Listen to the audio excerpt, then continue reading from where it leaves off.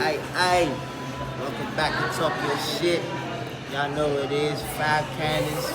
Today I got with me a special guest, the first female on the show. She gonna talk her shit. What's your name?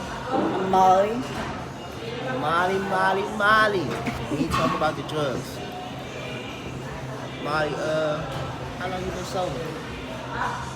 My sobriety date is January 11th of 24. Okay, so you got a little over 2 years. Yep. Alright, can you give us a little backstory on like where you were before and how it is for you now? So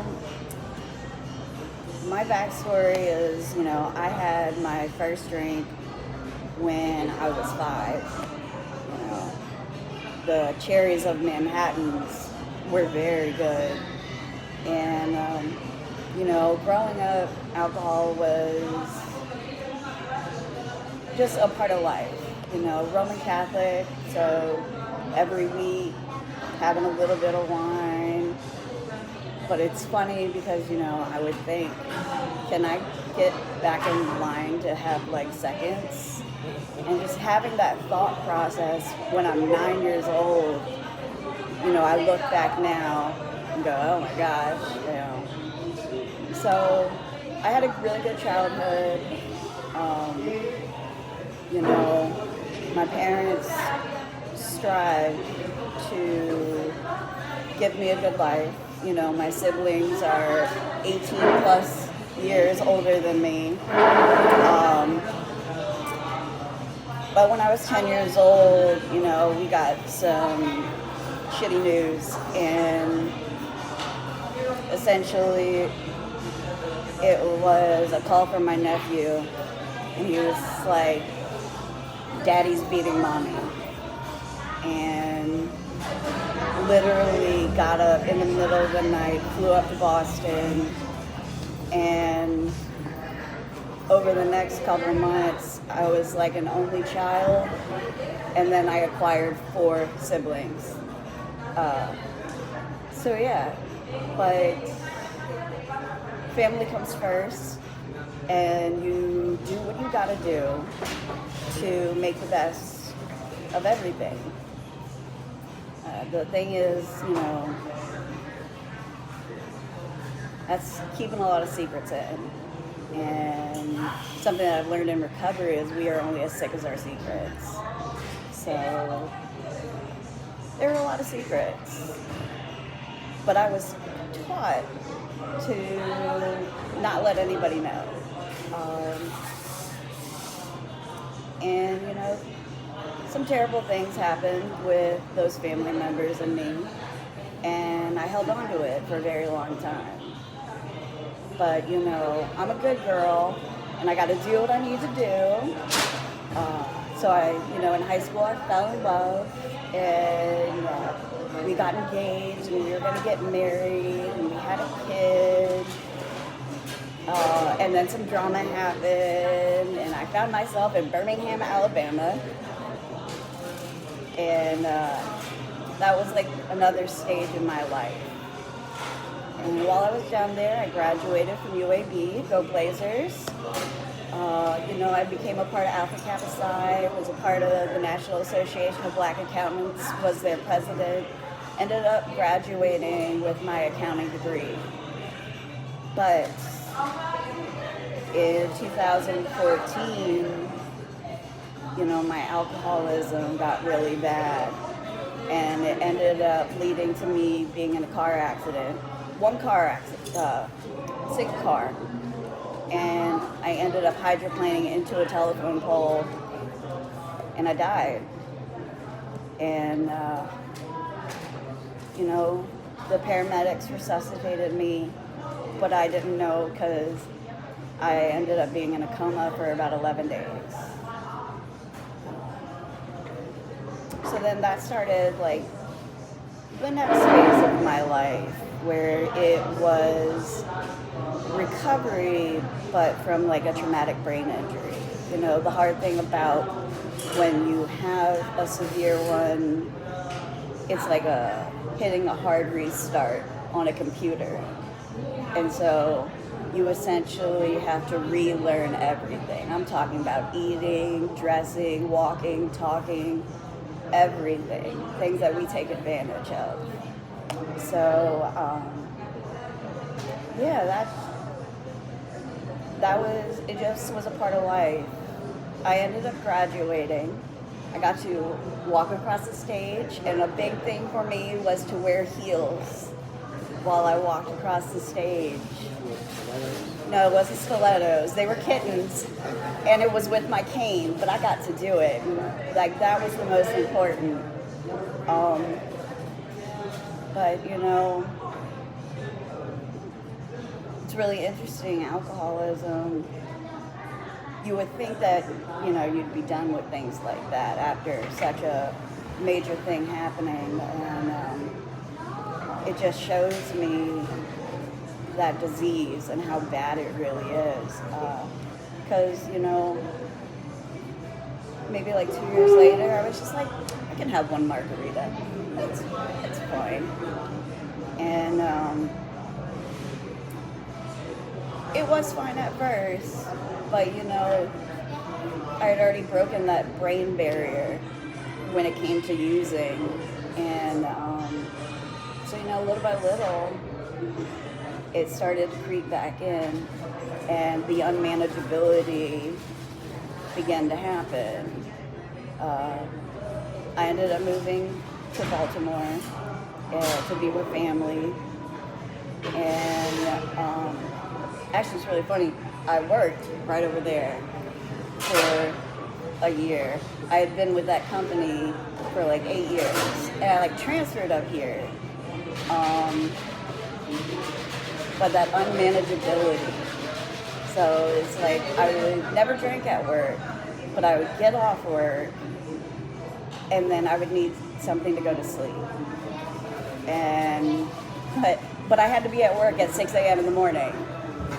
So unfortunately, I did not keep that job, and that was a big blow to me and my pride.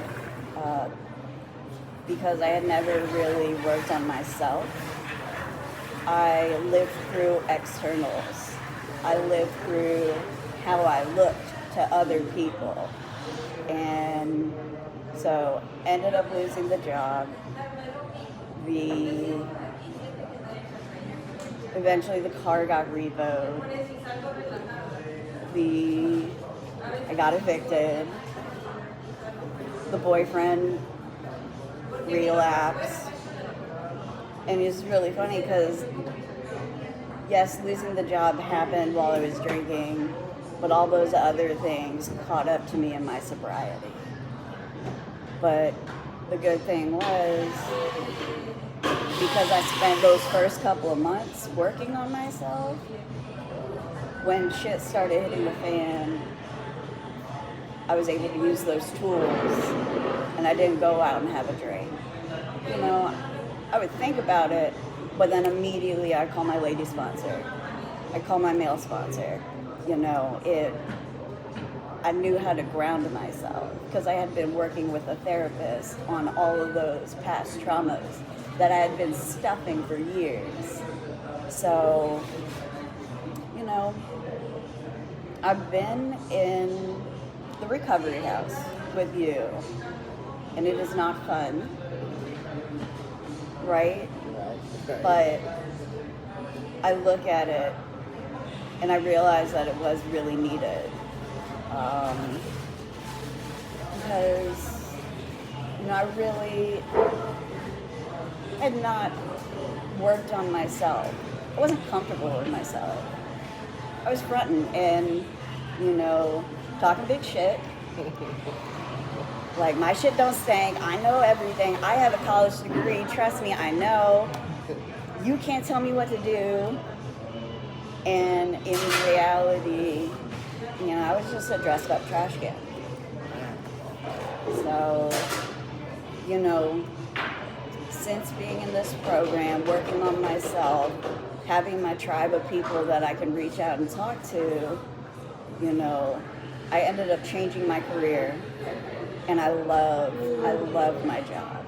I get paid as an artist to, and historical preservation. You get paid to do what I love. That's fucking amazing. Yes, I have a better relationship with my daughter when she wants something. But no, it is a lot better than what it was. We're still working on stuff. But like I said, she's not calling me a bitch to my face. So, like I said, we're good. And I got a better relationship with my parents. We're still working on that one too. But, today I can look in the mirror. I can talk to people and have genuine fucking conversations. I can shoot the shit and it not be about bullshit. Right. So, my life is not perfect, but the fact that I can wake up every day and not reach for that glass of whiskey that sits on my nightstand is amazing. Because I never want to go back to that misery that I was at. So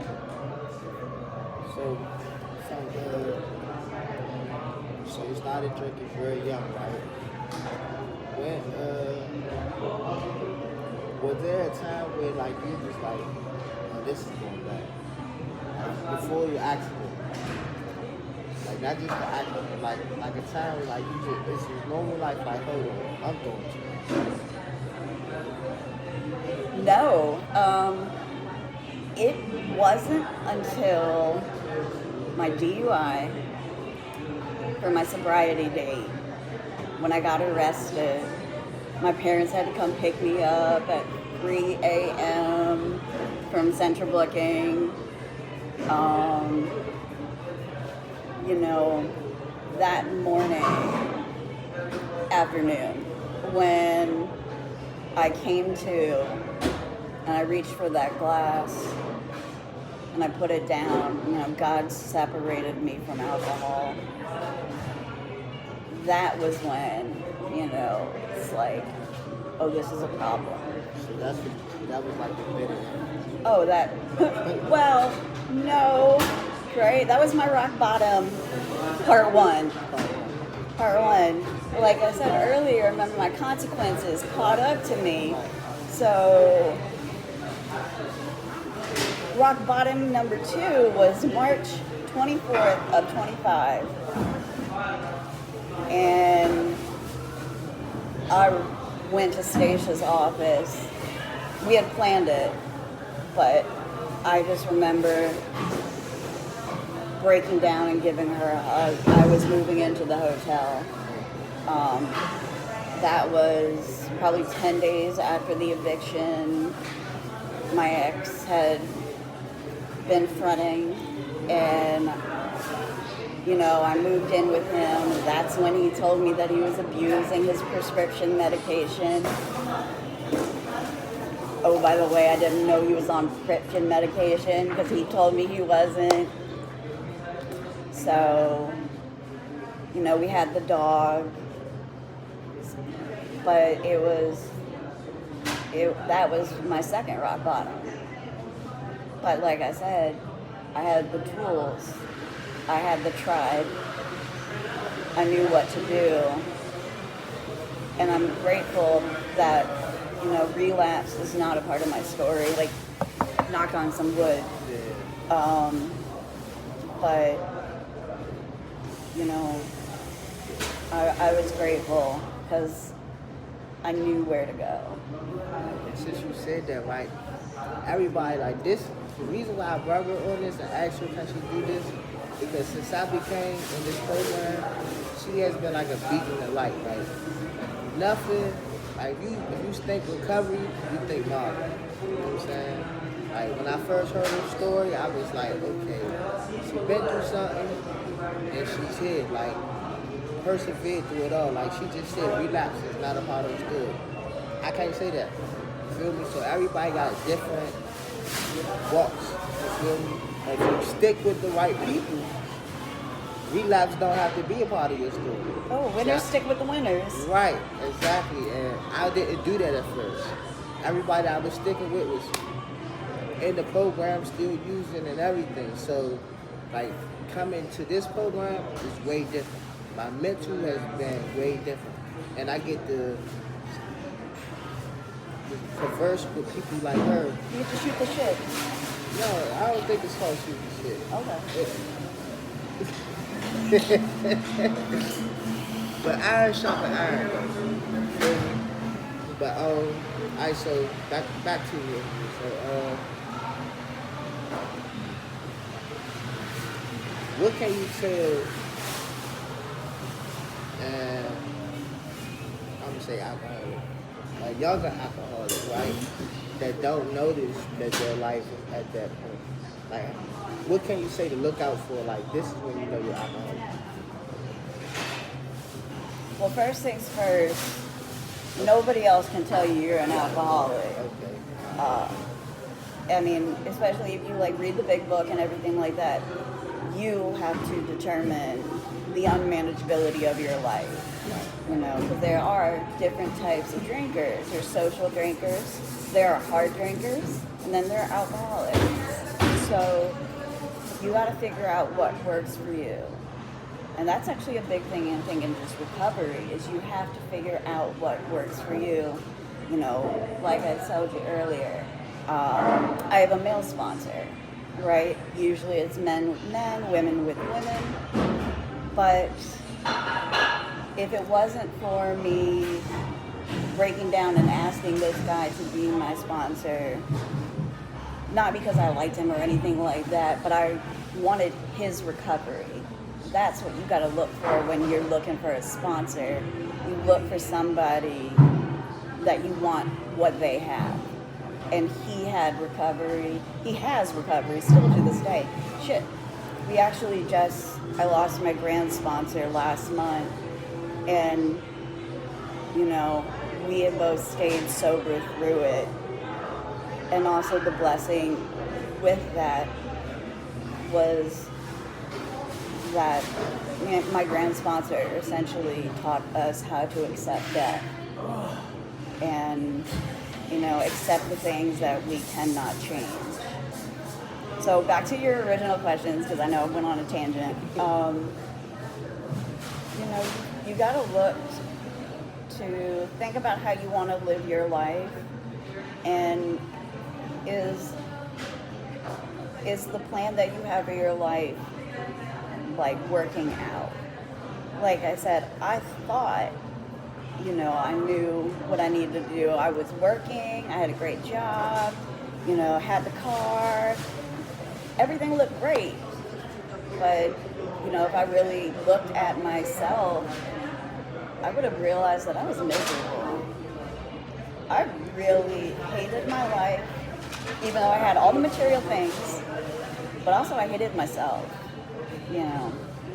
And that was a big part of when I did like step 4 with my lady sponsor.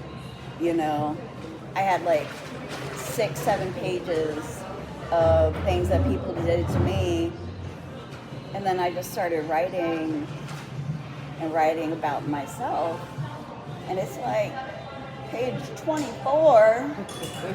It's like, oh shit, I have been fucking terrible to myself. So look at your life, look where you want to be, and just look at that unmanageability. Because like I said, it's different for everybody. But also look and see if you're happy. Because if you're not happy, then shit's wrong. Right. Alright, so you just brought up step 4, like for the people, I watched that in the program. So can you elaborate like what step 4 is? Okay, so step 4 is writing down essentially people that have done things to you that you're upset with, that you have resentments, that you have fears. I'm still in that process of 4 and 5. You know, I've written down pretty much everything. Every once in a while I'll go back and add to it. And I've been talking to my lady sponsor about it.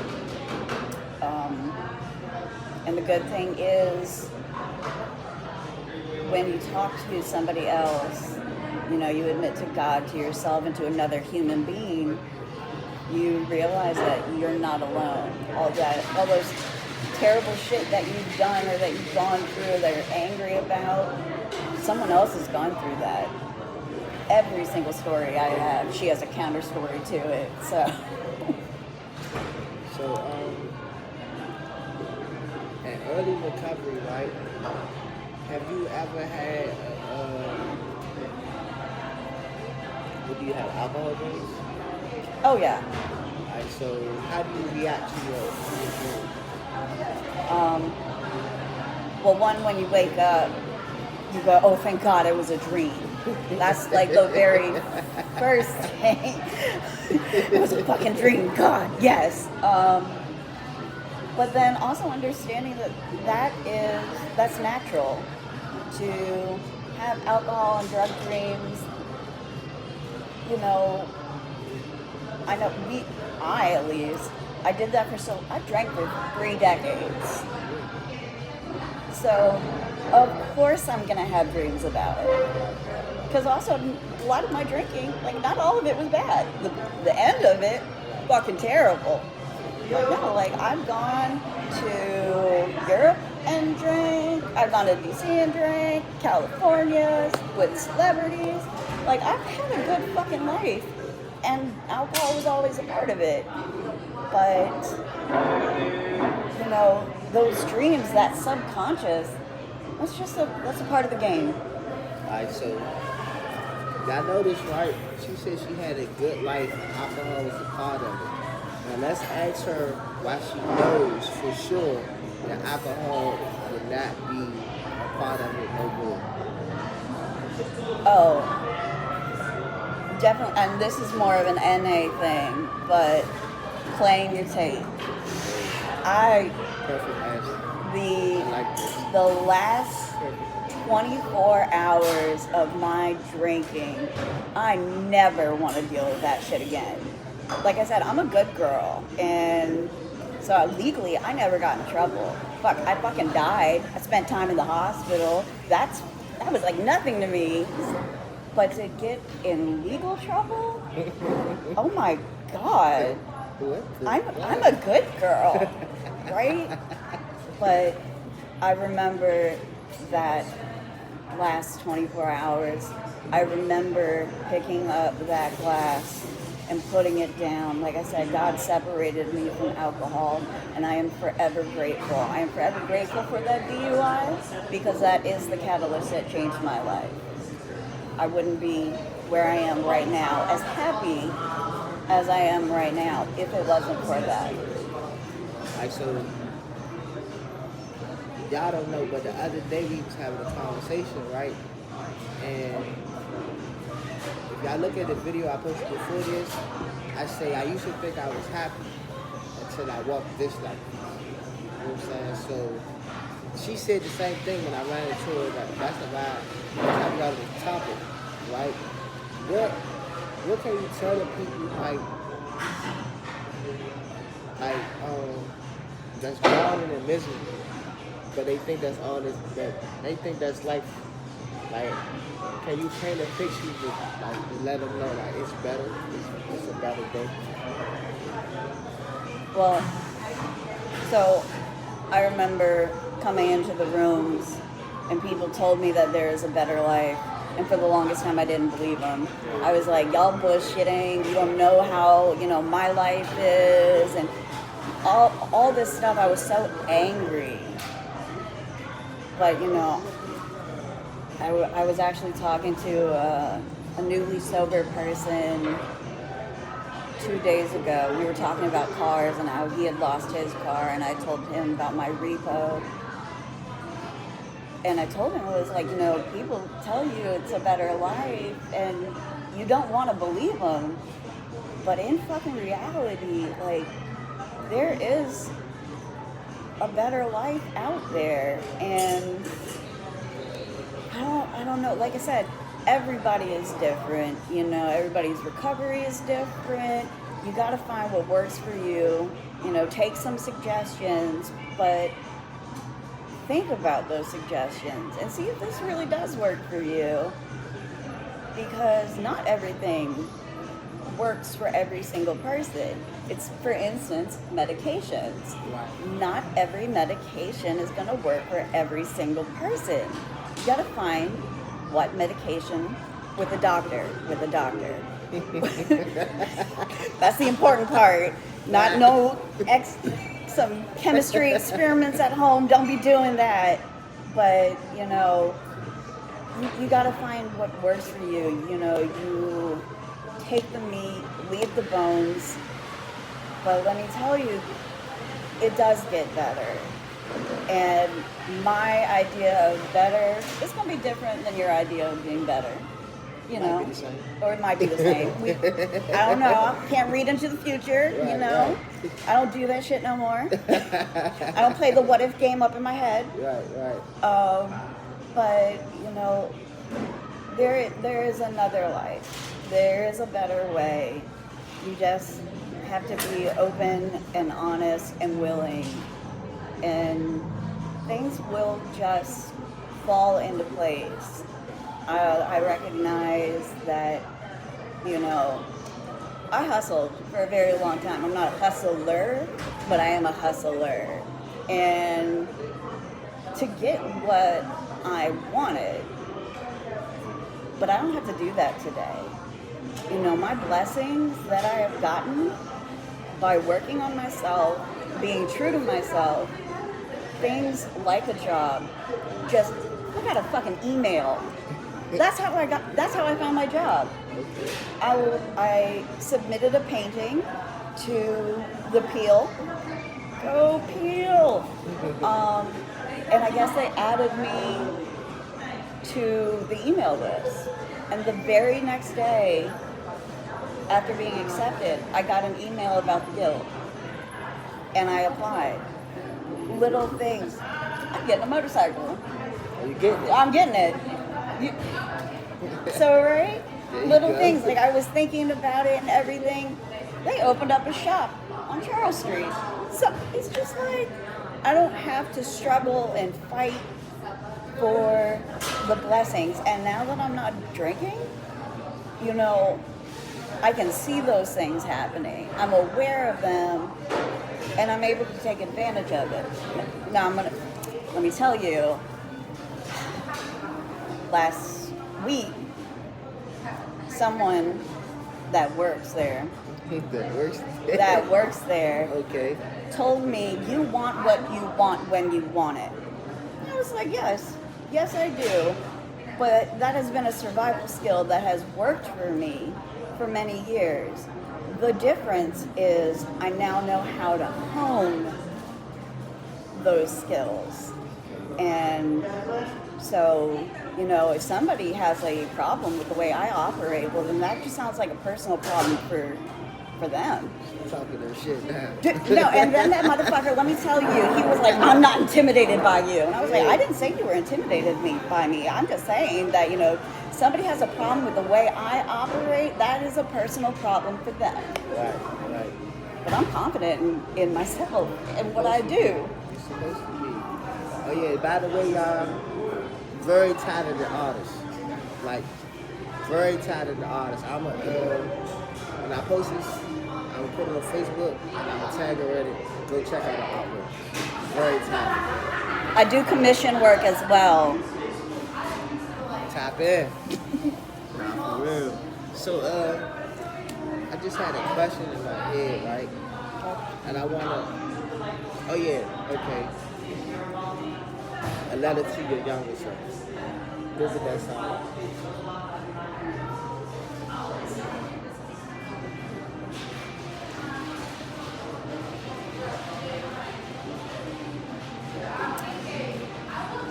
We are only as sick as our secrets. Let it out. Do not bottle things up. You know, for a long time, I was raised to not show emotion, to not cry in front of people. We don't do that. We don't show weakness. I'm from DC, so you know you got to get that game face on constantly, right? Okay. Yeah. So, you know, if I was talking to my younger self, I would let her know to tell people what is going on. Also, like the bad things that happen, don't hold on to those. You know, I realized, you know, for the longest time, I had a panic attack disorder. And so I was essentially bottling up my emotions to the point where I couldn't bottle up my emotions. And I was breaking down, like at work. The greatest thing about being in recovery, working on those traumas and working on expressing myself is just like, I haven't had a panic attack in at least 2 years. Thank you. Like, and so knowing what I know now about what would eventually happen if I continue to just stuff in my emotions, that is what I would tell my younger self, so that I could prevent me from facing those things. But then so in a time warp kind of continuum, the thing is I would not know what I know today if I had not gone through all of the bullshit that I've gone through, that I have fucking survived. Oh, there you go. I have survivor on my tattoo because I needed to tattoo it to my arm so I could look at it and remember that I am a survivor. So, yeah. So, listen, sometimes I gotta do that, right? Because I be wanting people to get somewhere. And she got right there, like, listen, although you know what you know now, if you go back and change the old you won't know what you know now. You be two different people. You know what I'm saying? So don't never question your walk. You know what I'm saying? Embrace it, make it better. You know what I'm saying? Day by day. Anything else you want to say to the family? She knows who she is. I'm not going to say her name because I don't want to embarrass her. But baby girl, I love you. Because I'm going to send her this link so she can see this. Okay. No, just thank you so much. Thank you. I enjoy this experience, and you know, this is another thing that I've gotten to do that I didn't do before. So, you know, like I said, blessings come all around. And let me tell you, like, square life is actually pretty cool. So, I don't know, I'm loving it. Facts. Listen. Y'all have a blessed day. Tune in. This is episode, I put up 10, but this is 5. You know what I'm saying? We gonna bring her back. Y'all gotta get this to 250 views. We ain't gonna jump high. Y'all get this 250 views, we gonna bring her back. You hear me? I'll be here. This